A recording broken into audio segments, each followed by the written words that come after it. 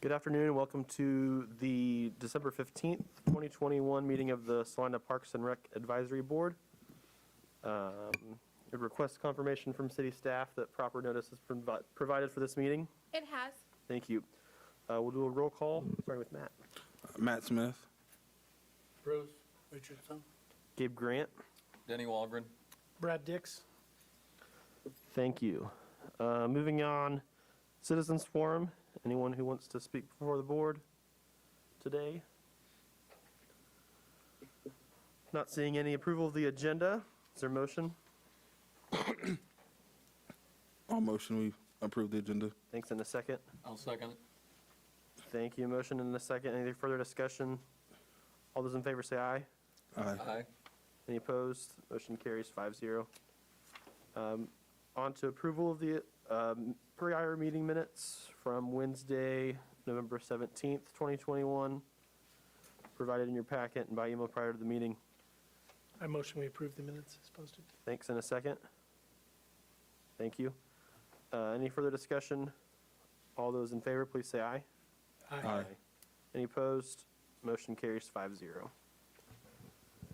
Activity reports, also in your packet.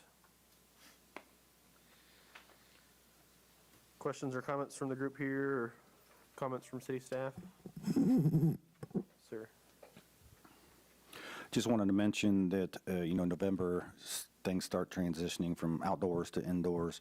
And Brad and I were just talking about that. With it being so warm, we still got some teams and individuals still utilizing the outdoors. So with that and COVID, are we getting back to normal? Yes. Are we there yet? And the answer is no. So numbers are a little bit lower than what we had, 2 years ago, but we're getting there. Very good. Smoky Valley Homeschool does utilize the facility quite a bit, actually. They have 4 teams and just requested more space, so that's a good thing. They also ran a pickleball class in there, which was pretty cool. That was a good deal. They had kiddos in there. We provided a picture of that. One new thing that we did add, Sarah Leglighter is running a kind of a fitness class for moms there in mid-morning, which was different and kind of neat, so I just wanted to mention that to the board. Everything else is kind of normal or getting to normal. Very good. Anyone else? Questions, comments? Just wondering about the golf course with the warmer weather. Has there been higher attendance because of that, or has it just been pretty much the same stabilized numbers as we've been seeing? Speaking with Mike Hargrave, he said that Mike Hargrave's our golf course manager. He said certainly the nicer weather into December has been helpful, but it wasn't exceeding greatly what he would expect. Looking at for the November on the report, there was 1,559 for the month.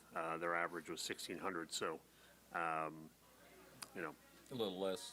Yeah. He most likely would have been at this meeting. However, he has a assistant golf course pro shop manager position open. If you know somebody, so he's tied up.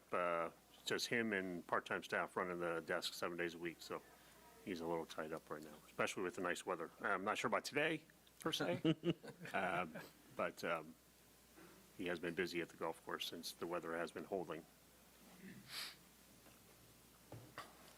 Very good. Anyone else? Questions, comments, thoughts? On to new business, change of date and approval for January board meeting.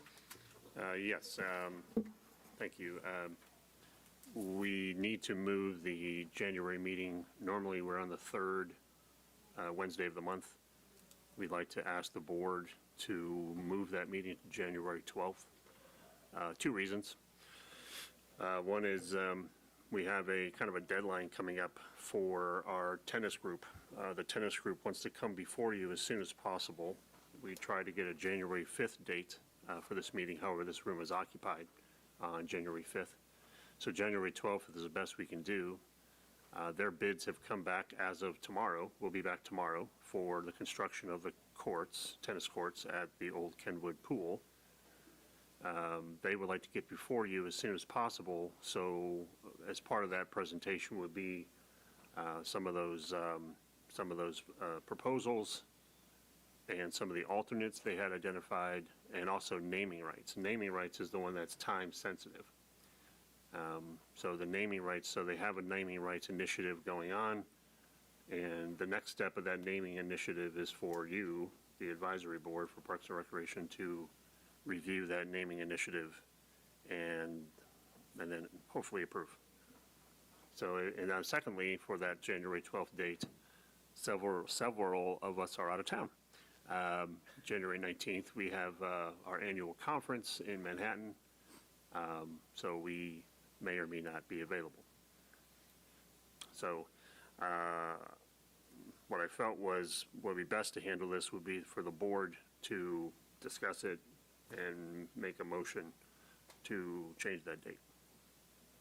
Any objections? Take a motion. That we change the date for the January Parks and Rec Advisory Board meeting to January 12th. I'll second it. Motion in the second. Any other discussion? All those in favor say aye. Aye. Motion carries 5-0. Very good. Thank you. Cost recovery policy presentation.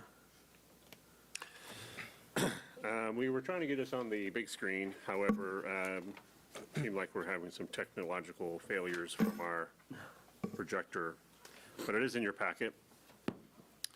Last month I did ask you we talked about cost recovery briefly, and I wanted to go through this. I'm not going to read every word of this presentation, but I am going to hit the highlights, and Travis is going to also lead part of this as well.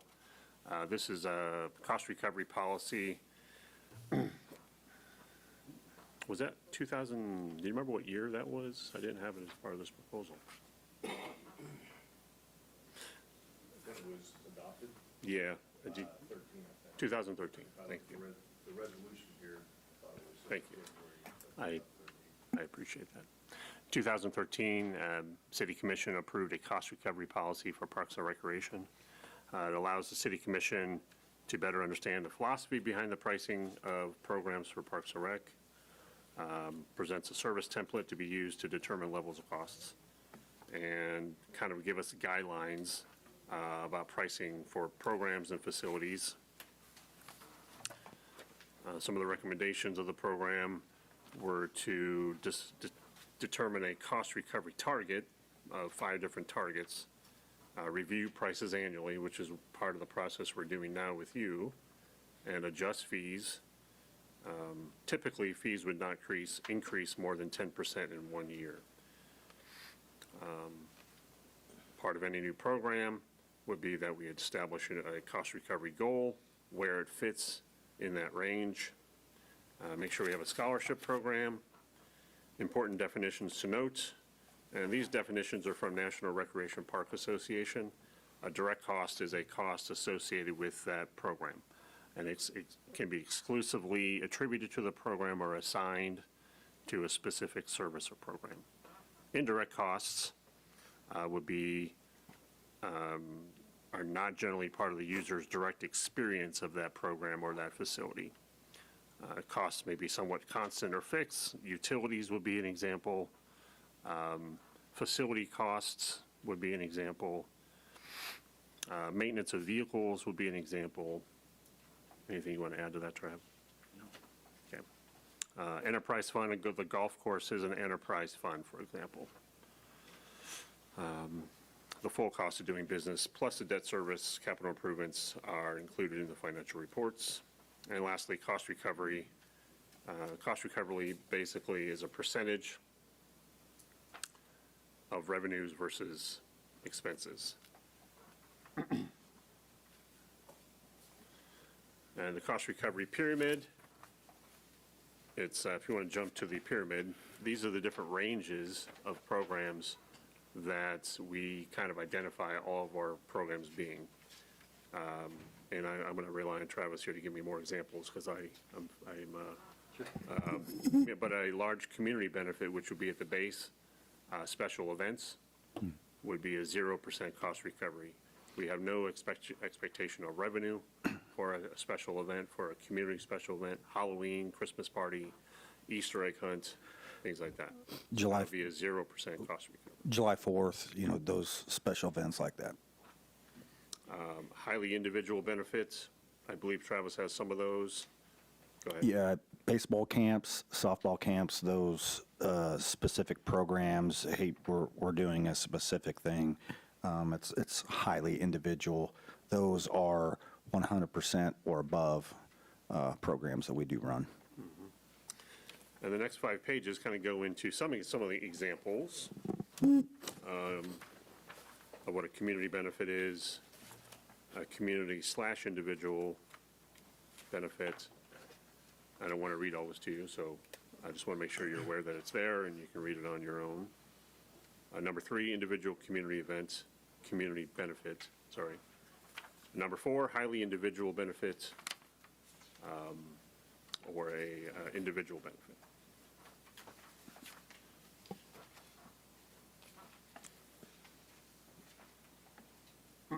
After those 5, we kind of give you a summary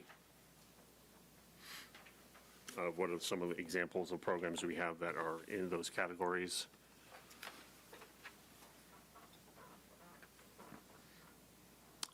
Next would be the tracking form. This is the form, which it's not super large, of course, but this is what we use to track this. So every program we offer has a form that goes along with it, and this is the form we use for the program. We use this form for program periods, so fall, winter, spring, summer, and it's used to document expenses. If you look at the form closely, you'll see an administration cost in there. That is an attempt to try to capture some administrative costs. There is for Morgan to accept registrations, there's a cost to her payroll, there's a cost to the software that we use to capture that transaction, so on and so on. And we include that additional 15% in our programs. If we had a grant opportunity where we received a grant, that would be considered revenue, so we can try to offset some of that. For example, with summer camp, we received a $60,000 grant for summer camp this past summer, so we offset many expenses and many additional expenses to try to improve camp for the future. So we included that in our revenue. So camp just so happens to be 100% cost recovery this year because we got that grant. And then the process that we're going through, the next page is a cost recovery summary from spring and summer programming only. Typically, we would be with you today with last year's fall and winter, or the late part of 2020 and the early part of 21 for fall and winter. However, we didn't have much programming during that time frame, and the few we did, we had a low expectation for cost recovery. We just didn't know what kind of attendance we were going to have. So, but what you see before you is the results of programs we offered in spring and summer. And you can see the number of participants. That's in the one of the yellow columns. The revenue that we did receive. And then there's a profit loss in the cost recovery. Broken down by area: athletics, field house, aquatics, camp, rentals, and Lakewood Discovery Center. I just wanted to touch base on a few of them because there are a lot of little intricacies involved in these numbers, and I just wanted to explain a few of them. Your top one, youth baseball and softball, while you go to the further right of 98% cost recovery, you think initially that'd be a good thing, right? Because by our pyramid, we fall between 50 and 75. We're doing good. Well, that exceeds that, but in reality, we couldn't find umpires. We were barely to cover, put one umpire on the field. Well, that lowered the cost, but it wasn't good for us on the field or reality. Another one that caught my eye was summer volleyball. You know, we went from spring of having 116, I believe, and our full-time staff member was going on family leave. Well, then we jumped to 158 because she was back. That just shows that how much she does contribute to that program when she was back. So we had to pay a part-timer to cover her absence, but when she was back, does a great job and fills in a lot of gaps. Jeff did mention about summer camp. Okay, with that program, we're supposed to be 100%. Well, this year we were at 164. That is great. But we did receive a grant, and it covered a lot of those staff costs. Will we receive that grant next year? We can't count on that. So a lot of these, you might see that might be a little bit higher than normal, but we're still, when you flip to the next couple pages, we're still anticipating a little bit of an increase just due to the staff costs and maybe lack of grants that are maybe not available. So I just want to explain that.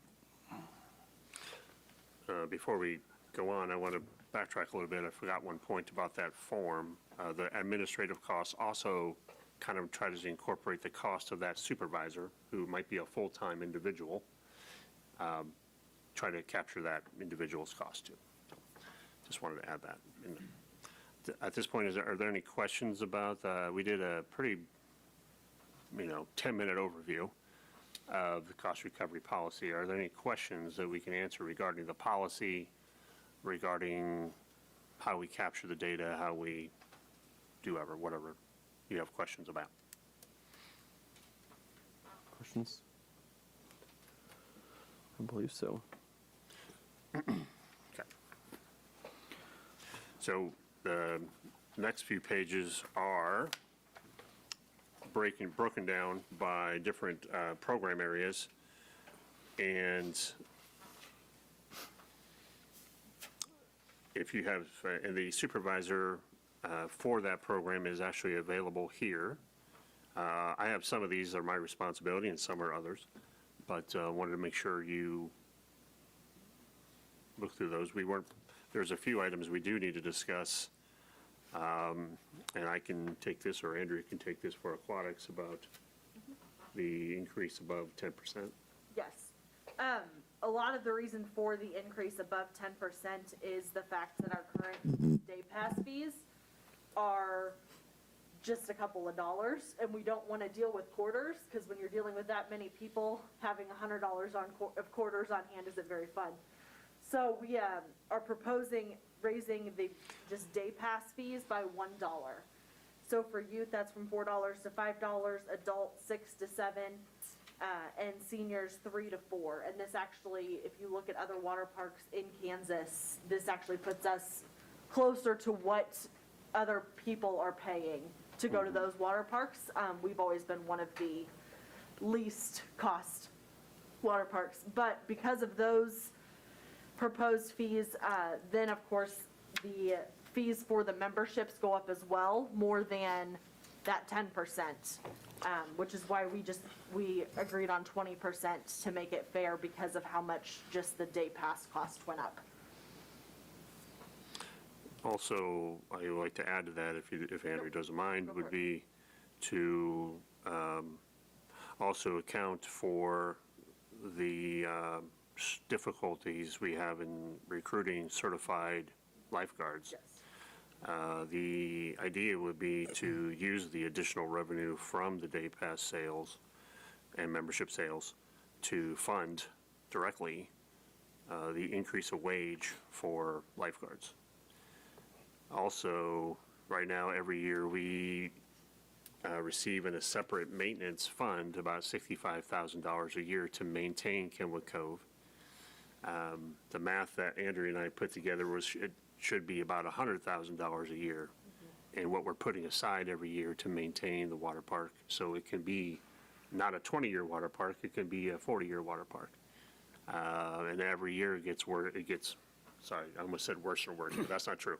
Every year it gets, more things need to be repaired, replaced. Deferred maintenance, right? I'm sorry. So it's basically maintenance that gets deferred to Yeah, so we were looking to, maybe next year. Right, so yeah, it's deferred maintenance, just like we find in parks. Yes. We have a master plan fund that Rick and I have been working on to try to actually spend some of that money. We have quite a bit of money in there. We're looking, so we, hopefully in January or February, we should have some information for you about how we're going to spend quite a bit of money, hopefully on benches, on drinking fountains, on picnic tables, on mulch, so we have a lot of that being prepared right now. But same concept, is we put money, some of this, if we see this revenue, we can try to put some of this revenue aside. We get a fund balance, we can put that fund balance towards that maintenance fund. We had our lazy river resurfaced, and that pretty much took our entire balance. We have 2 more sections to go. So, and it's not getting any better. It's showing its age, so. Any questions about that?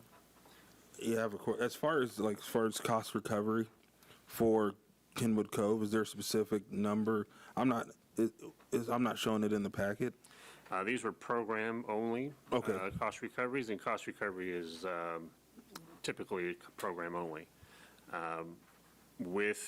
For a facility, we were at about 88%. That includes the cost of utilities, which is not in the direct, in Randia's direct program, she does not have a utility line. If we took that out, she would be 108, was it 108% cost The recovery? utilities dropped me. So the utilities that we require to have to run that, went down to 88%. So.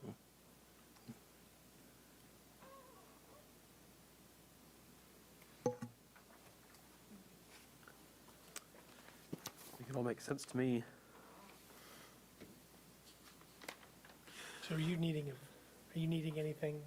Well, we have a few more to go. Athletics, which you can see, for the most part, are under 10% or under.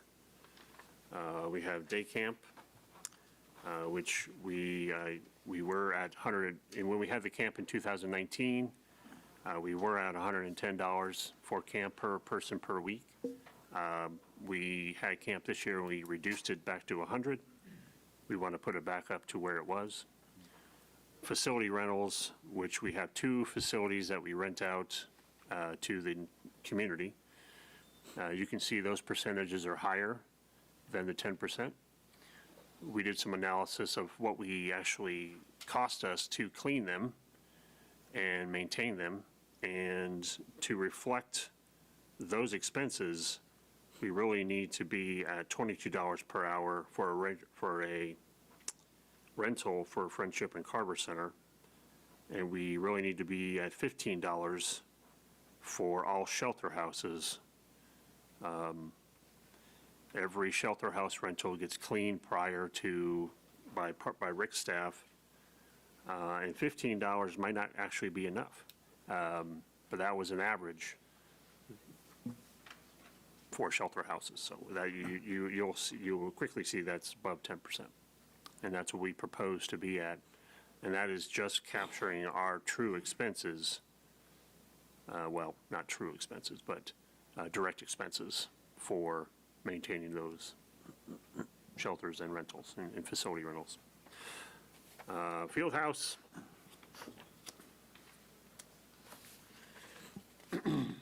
I'll take it. Go ahead. Just coming back to our summer programs, field house, day camp, we're pretty much within that line of 10%, but we're just anticipating that higher staff costs. That's why we're trying to capture that.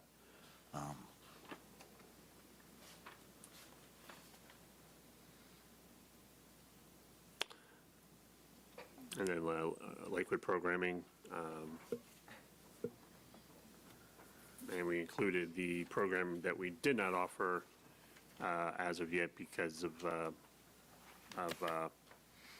that were not offered in 2021 for senior and therapeutic programs, therapeutic recreation programs. What I would ask of the board would be to discuss, and take action on the fees that we propose for 2022. Sure, please. Add just one note on that. When you look at the aquatics and then you look at Lakewood, you got to keep in mind that all those programs are run by one full-time city staff person, plus seasonals and some volunteers. So I think, we offer some pretty good programs. If we offer very popular programs and try to put all that on at a rate, a fee that most everybody can afford to do, but we're doing it with very limited staff. So sometimes you see some of those that, maybe more so with Lakewood, that you see a lot of participants in there, and it's one full-time person and a few seasonals mixed in there with that.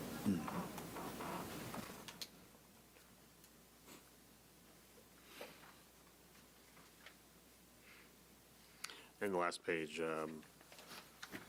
just our 2022 fee recommendations based on the policy. We'll go through the Parks and Rec Advisory Board and then on to the city manager.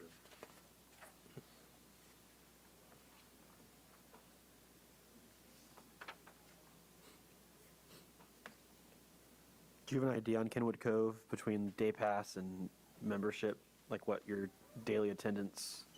What was it? Well, I mean, like how like of your daily percentage of attendance, how many of them are paying a day pass rate, and how many of them are, and not like exact numbers, but anecdotally, is it 20% memberships and 80% day passes, or? Just looking, so I don't have percentage-wise, but if you look at the whole summer, we go day pass, we brought in 255,000. Memberships were 41,000, but once they pay that membership at the first time, they can come in. Sure. All summer, so I don't know exactly what those, it's something I can look into. Our I was main just more revenue curious. source is day pass sales. Yeah. the day Say that pass, again. 'cause people travel, Sure. so it would be day pass. What I said was our main revenue source for Kenwood Cove is day pass sales. Sure. Are there still two different types of group memberships? No. No, okay, I did this last summer to just one, okay. coming off of the 2020 year closed, we just, decided to go just one. Just to make sure I understand what you're asking, we also have a youth membership, senior membership, group membership. Is that what you're? No, because there was It was like the a, basic and the premium. Correct, And we, yes. combined in just one. are you planning on bringing that back, or are you just going to leave it just? We have not discussed bringing it back. It worked out very well just having the one okay. and offering, like half cabana rentals. Instead of one getting free cabana rentals and one other. And so we made changes like that because people who thought that they got a free cabana rental with that membership had priority instead of first come, first serve. So we adjusted it so that it was just half off and they could get as many as they wanted it that had half off. So combining it into just that one kind of made it a little bit, I'm struggling with the words I want, but. Streamlined. Yeah, streamlined, getting them in the gate, getting them in the door Okay. with purchasing at the beginning, yeah.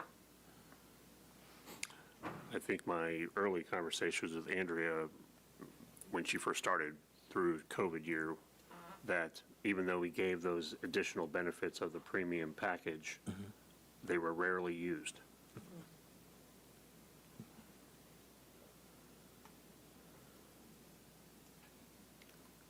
Any other comments, questions? If not, I take a motion to approve the recommended 2022 fee schedule as presented. I'll make the motion. Okay, I'll second. thank you. Motion and a second. Any further discussion? All those in favor say aye. Aye. Any opposed? Motion carries 5-0. we talk On about- to 7D, Kenwood Park train fence. Let me talk about the train, or you want to? Doesn't matter to me. I think we had some photos of the train, so there's a Union Pacific train up on the screen. The train, and I think for those of you that have been on the board for some time, periodically I've had pictures in there of vandalism that's occurred there. And part of it is we have an ADA ramp that goes up to the train. Of course, we have signs on to say, don't climb on a train, don't get inside, yada, yada, which means nothing. So having looked at it, part of the proposal we're looking at is to remove the ramp, put a 5-foot fence all the way around the train, and prohibit access to the train. So you have to stay outside and look at it. There'll be some costs involved with trying to get that ramp out of there. It was built with I-beams and welded together, and it's pretty stout.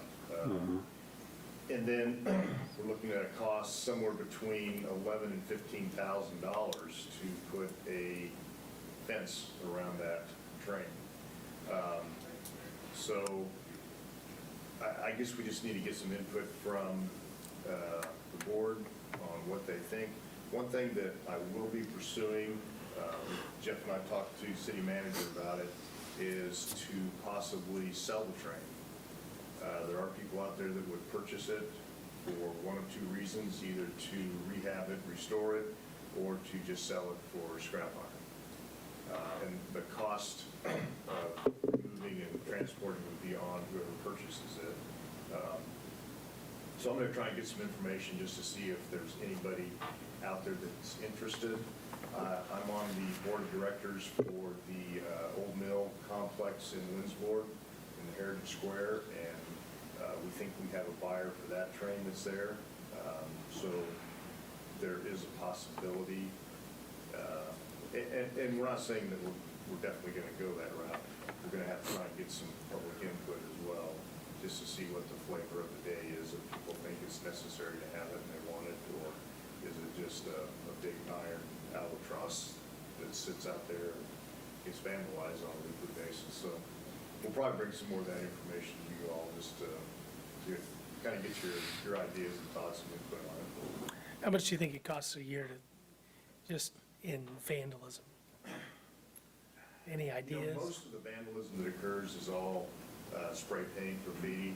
There's still a cost to remove it, Yeah, and clean it. I would say we're in the $800 to $1,000. So I mean, it's not a lot, but it's the time, staff time involved to go do it. Because, as soon as we get vandalism like that, naturally there's obscenities and pictures and graphics, and we won't go into all that. But, so we want to try and get it removed as quickly as possible. And part of the problem we have then is that as soon as we cover it up, it just provides a nice blank slate for somebody to come back and tag it again. So it's just an ongoing issue.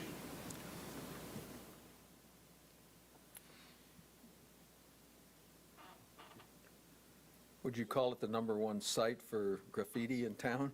Oh, absolutely not. Okay. No.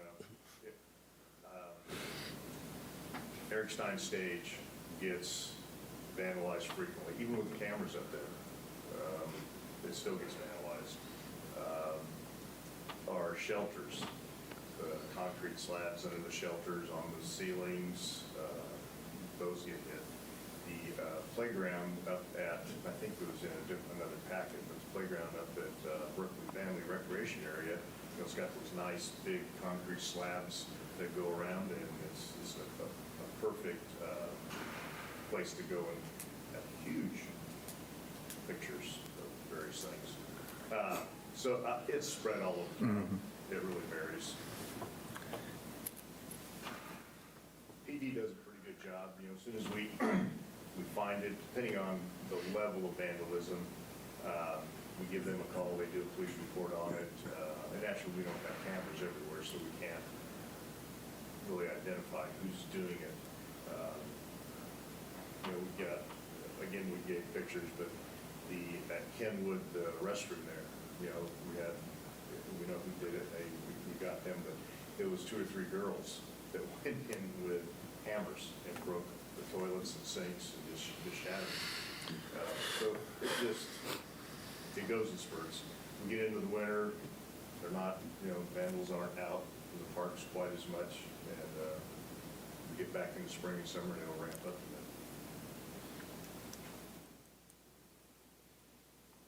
I think we've been talking about this since I've been on the board. Yes. It's nonstop. Yeah. So I'm just posing the question, I'm not looking for a action on this, but any just opinions? Keep the train, not have the train, would the park be not the same with, I'm just curious what your thoughts are. I'd say it's a little nostalgic to me. Yeah, that's, I'm sure I never climbed on it. I know I had brothers that climbed on it against signage posted. Yeah, exactly. So I mean, that would be, I don't know that would be like greatly missed, but again, just a little nostalgia. Do you know when, it wasn't always like accessible, so when the ramp was put in and that changed, it was fully fenced at one point, I feel like? I don't know that it's fully fenced, you know, there's the short little pipe with chain around it, there are ties, and, but I don't know if it was ever fenced, and I really can't tell you when the ramp went up to. Okay.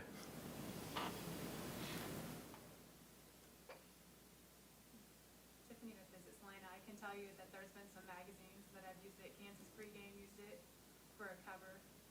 There is some promotional value to it as a visitor. I also know that me and my daughter went there and kind of hung out, but yeah, I mean, I don't know overall, is it cost effective, but I can tell you there is some value as far as exposure from different visitors. Different teams have used them. I mean, I'm going to say like a basketball team or that to take their team pictures around it. So last question really was, if it's kept, would you be okay with a fence, a higher fence, to keep the structure and preventing that close-up access? that I don't know. That's a good question. And I mean, the point of the train is that, like I said, I took my kids there also.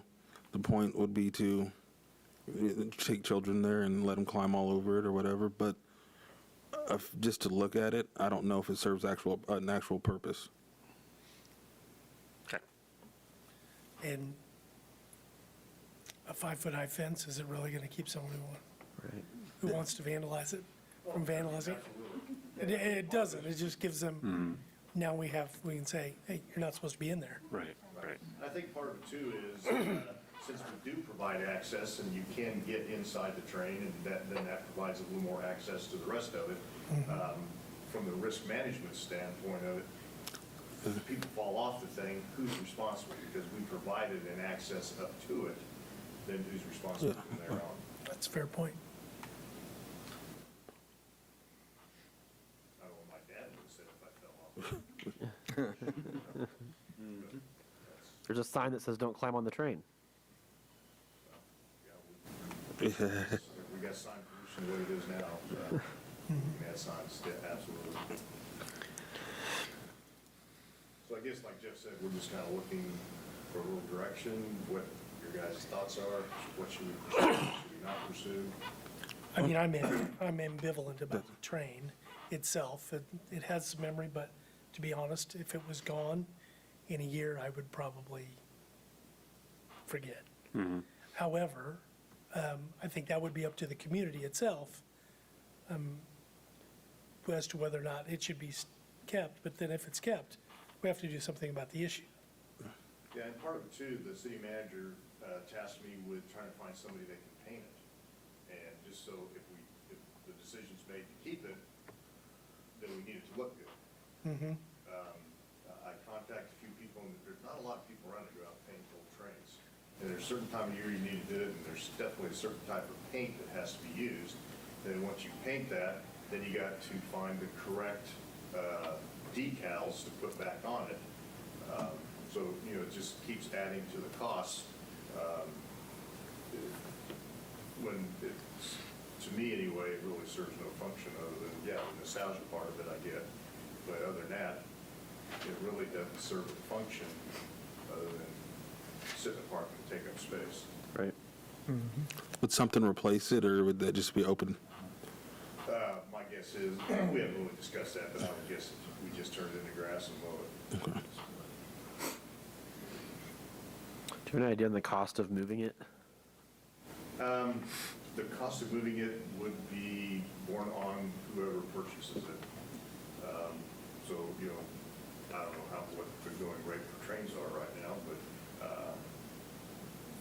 the one that we're looking at in Linsmore, he would transport it, Okay. purchase it, and it's a 501c3 nonprofit organization, but, and then he would move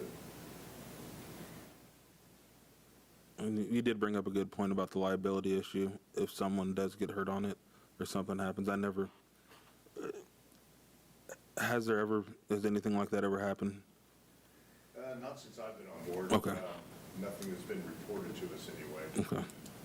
It could be one of those things where they know they're not supposed to be on it, and they fall off and crack their head, and they go, yeah, I'm not going to report this, but I can't answer that question. Okay.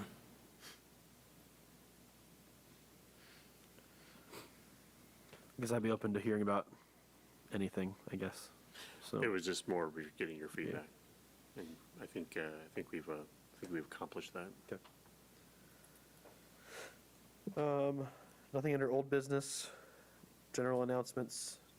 We talked about the January 12th meeting, sorry, Mr. Grant. That January 12th meeting, like I said, the Salina Tennis Alliance will be here to go through their project and go through naming rights. So they have, they're, collecting donors, and some of those donations have some requests of naming, kind of similar. I think I'll let them speak about it January, but I think they're looking at something similar to what's in the field house. It'd be a nice memorial or plaque on the wall, and so they can recognize all their donors.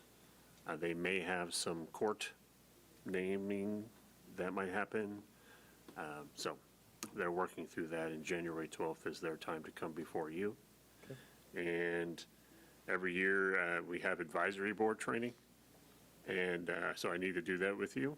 I have a PowerPoint and all that stuff. And then you might recall, if you're on the board or on a board, back in January or February, you had to sign a document that's part of that annual training requirement. Mostly Kansas Open Meeting Act stuff, Kansas Open Records Act, things like that. So that's what I want to make sure you're aware of for that under general announcements. That'll happen at the January meeting. Correct. Anything else for the good of the cause? You might see some action down at Bill Burke that's going on right now, a little drainage. If you ever drive by Bill Burke, you see all the water that's just holding right there. So they're putting in a drain between 1, 2, and 3 right there. Hopefully shoo that water towards the river. And Are you then making some sledding jumps there by the entrance road, or what's the thought process? yeah. So they're underway. Made some great headway so far, and I know they've taken out a few trees, but they're trying to save every tree that they can there. Very good. There's nothing else. I take a motion to adjourn. I motion we adjourn the meeting. Second. Second. Thanks. Motion and a second. All those in favor say aye. Aye. Motion carries. Thank you all for coming. Have a good evening. Don't blow away.